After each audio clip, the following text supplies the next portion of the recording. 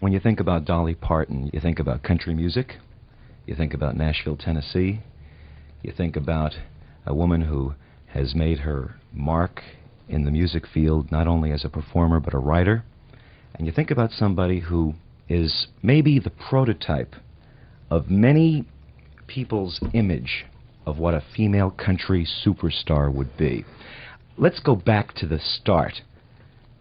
You come from Sevierville, Tennessee. Right. And you and I have talked about this before. I asked you the proper pronunciation. Right. You know, most people call my hometown Sevierville, which is very, very common, but it's actually pronounced Sevierville, and as I was telling you, a good way to remember it is to think of something very severe, like Dolly Parton. No, but I was born and raised in Sevierville, Tennessee, in Sevier County. That's 200 miles east of Nashville, and that's in the foothills of the Great Smoky Mountain National Park. And, of course, it was a great way of life for me. I'm from a large family. There's 12 children in my family, 6 girls and 6 boys. My daddy was a farmer, so he had to raise enough kids to work the fields. Instead of having to hire hired hands, he just raised his own kids. So I love that area. I've been in Nashville for 12 years now. What's the difference between country people who come from the country, the way you did, and country people who come from the city? I think it's just the way of life. I think all people, whether you're from the north, south, east, or west, overseas, or whatever, I think everybody is the same. You laugh, you cry, you feel hurt, you feel hate, you feel love, you have the same emotions. But it's a way of life, and country music and country people, I think, is very simple. It's a simple way of life. Talking about country people as I would be considered a country person, being brought up near the earth, you're just very earthy. You come to love and know nature as nature is. You love your land, you love your family. You know, that's all you have. So you're a very slow-moving person, even though all the country people that I've known, unless it was a person ill with some mental problem, they're very clever people, very sharp and bright, because they have such common sense. They're so aware of things around them, and they're very insulted by people thinking they're less than intelligent. My daddy has no education, but he's one of the smartest people I've ever known in my life. My mother only went to like the 6th or 7th grade, and she's a brilliant woman. But you can be self-taught, and that sometimes is the best education of all. But anyway, getting back to the difference in country people as you know them and country people as I know them, I think it's just the way of life, the way that you're brought up. And in country music, I think the reason that the country people as I know them love the basic hardcore country, they can relate to it. They identify with it. It's simple stories told in a simple way about simple everyday living. Simple everyday problems. They can understand that. They relate to it. It's the kind of music we make in the mountains. It's the kind of music you can sit on the front porch and play and sing. And I love the way I was brought up. I'm so proud, you know, of my upbringing. Even though I've been away from home for a good number of years, and I've experienced a lot of other things, you still never lose your roots. And you know, the people in the country where I'm from, they're real proud of the things that I've achieved and the success that I've achieved, and I don't think they're ever really offended by the fact that I do things that other people in other fields of music enjoy and seem to enjoy. I think they take great pride in that. At least I hope so. Yeah, it's interesting that you point out that they do take pride, the people that you've encountered who go back to your roots, and I'm sure you still know a lot of the people from your home community, because I would imagine a place like Sevierville, Tennessee hasn't changed that much over the last decade or two. But you, having lived the early part of your life in that environment, and then crossing over that imaginary wall to suddenly international prominence, road tours, hobnobbing with well-known people from different walks of life. In other words, expanding the scope of your experience. Have you ever found yourself resenting the hometown when you come back to it, as many people do, because they measure the distance they've traveled by the stagnation that still exists where they come from? And you haven't experienced that at all. Oh, no. I love my people. And I know almost everybody in Sevier County, and everybody knows me. But for me to be ashamed of my people would be to make me less person than I like to think myself as being. You know, it's I mean, how could you? That's like being ashamed of your mama and your daddy, being ashamed of your upbringing in your hometown. In fact, I can't do enough for the people of my hometown. Like, we have a Dolly Parton scholarship fund, even though I didn't like school personally, and I was not a good student. But I wanted to do something for the children in Sevier County, that if there was some way that I could help. And so every year we do a show, and all the money goes into a scholarship foundation, and also to buy uniforms for the Sevier County High School band, and, you know, for scholarships for less fortunate kids that couldn't afford to go to school, that do have the intelligence and the desire to want to continue. It's just something we can do, and I'll never outgrow my home and my family. I tell you, I think one of the reasons that a lot of people do change with success, a lot of people want to be a performer or an entertainer so they can become something else because they never liked what they was to start with. A real person will always be real. A real person will remain the same. You will always appreciate the things you have always appreciated. When you do change, it's because you didn't know who you was, where you came from. You didn't know how to appreciate you know, the good things in life. But I've always said a person that's real to begin with will end the same.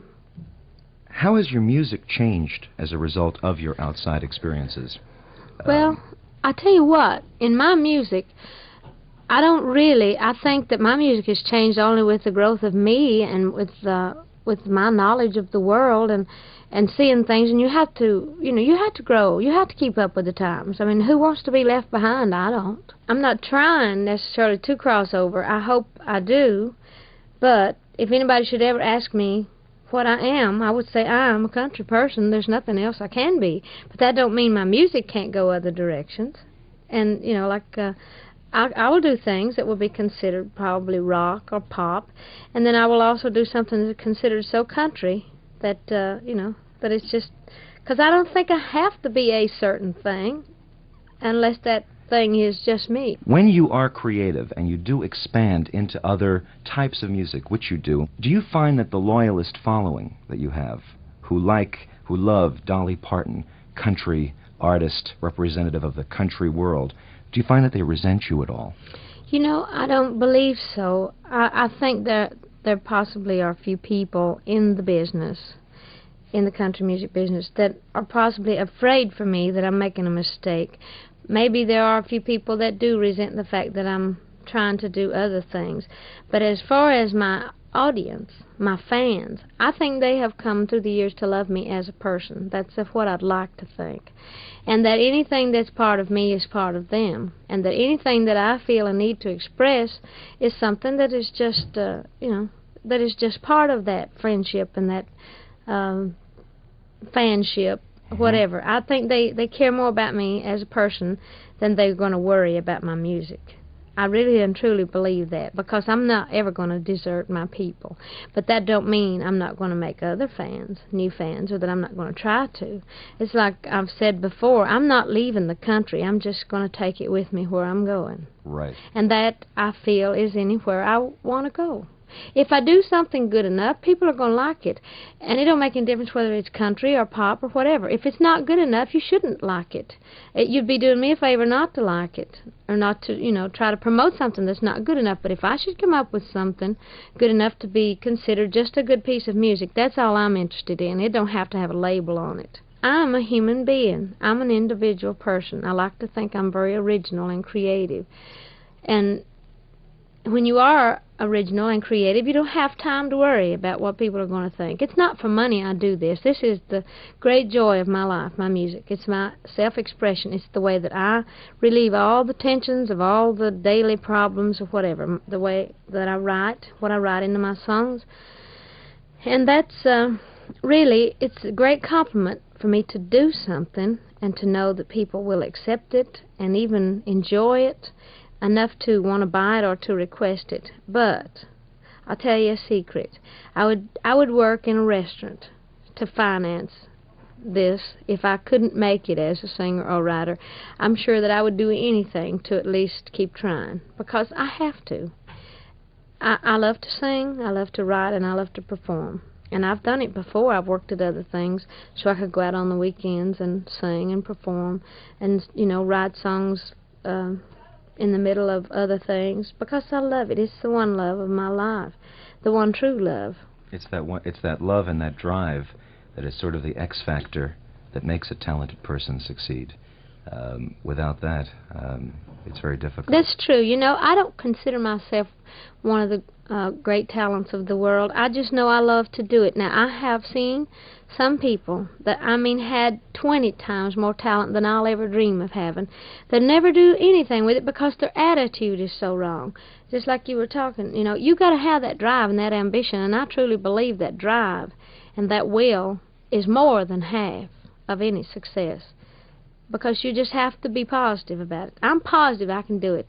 I'm sure that I'm not that great, but I am positive I will do it because I said I would, and because I believe I can. I see no reason why I can't do it. Well, obviously, there has been no reason to prove you can't do it because you've overcome any possible reason. Well, everybody sings and everybody writes. Right. And there are a few people that can just walk right into town and just land a contract right away. And then there are people that have been there for years, like I said, twice as talented as the one that got a contract. And you wonder why that is. I think I know a big part of it goes back to what we just talked about before. It's that sparkle in your eye and that drive and that positive attitude about you. People, if they see that you're that sincere, they're almost afraid not to try you, because if you have that great confidence. Now, I don't mean that to be a vain statement for anybody. And, you know, it should be something taken with pride, because there's nothing I despise worse than somebody talking about how great they are. Even if they are, you know, that's just a big turn-off to me. You know, I do respect and appreciate belief, positive thinking. It's the way it's done. You mentioned the sparkle in the eye can say that you are great. Yeah, positive attitude. Right, without it being said verbally. You don't have to say it. Exactly. But you have to, you know, you do have to promote it when you have nobody else. You say, I truly believe that I have something to offer, and if I had a chance, I would like to try to prove it. There are some people that can say those words and say it with authority, and people will believe them. Now, there are some people that can say those words because they practiced it, and they don't really mean it. They're afraid that it's not going to work, and sure enough, it don't. I'm a firm believer in positive thinking. I grew up with the world's greatest positive thoughts. I have no negative sides about me. I think possibly I got that from my religious background and in the country. We lived on faith. You have no money. You have to live on faith, and if somebody gets sick, you have to believe they're going to get well. You know, so you're self-taught with that positive attitude. But faith and belief is where it's at. I truly believe that. I just believe that all things are possible if you believe. I'm real excited about my life, and I like the kind of person that I am, because I'm very ordinary and down to earth, because that's just the way I was brought up. Oh, I have an artificial look. You know, I wear the gaudy hair and the makeup and the gaudy clothes. That's something I enjoy. It's kind of like a gimmick anymore. It was something when the style was out, I was doing that. But when everybody else started changing, and I didn't, because I was involved in other things, and then I noticed people saying, well, you should change your hairstyle. You should do this and that. And I thought, oh, somebody noticed. And I thought, well, if somebody's going to notice that much, I'll just hang on to it. And at least if I'm in a situation like now, and we run out of things to talk about, we can always talk about my hair. Do you find my makeup. Do you find that people bring that up a lot in interview situations? Do they ask you why your hair is that way? Yeah. The first thing I thought of when I saw you is that your hair doesn't look exactly the same as it's looked in many of your pictures. Did you cut it? No. Today I have on a short little shag, little stylish looking wig. Very ordinary and very, well, that explains it. Yeah. Well, you fooled me. But see, I can do what I please. You know, that's why I wear the wigs, and that's why I say, if you are your own person and you do love people, you have the freedom to be what you are. I do it halfway for a kick and halfway because I enjoy it. I do it halfway to arouse people's curiosity, and then, you know, I have my own reasons for enjoying it. I just enjoy it. You know, like I wear wigs often. My own hair is much nicer. I have a little time to do it, and I like it to look a certain way because people expect it. You'd be real surprised if I came in here with my hair combed down. Because you already, I'm sure, before I came today, you pictured what I would probably look like from seeing me in a picture or something. Had I looked different, it would have been like a a disappointment, even though you might have liked it better. You might have thought, in all truth, that it might have looked better. But Absolutely. I'm sure you would have been Absolutely. disappointed, because that's like Elton John coming in a suit. You're right. And a crew cut or a bow tie. Something other than what yeah. people expect. But I enjoy that. I think you owe it to the people. It's like something else that I can kid the people with, or kind of just in a joking, cute, funny way. When somebody asked me about it, it would be different if I was so ignorant that I didn't know the difference. I don't know what's in style, and I don't even care. I have never been a follower.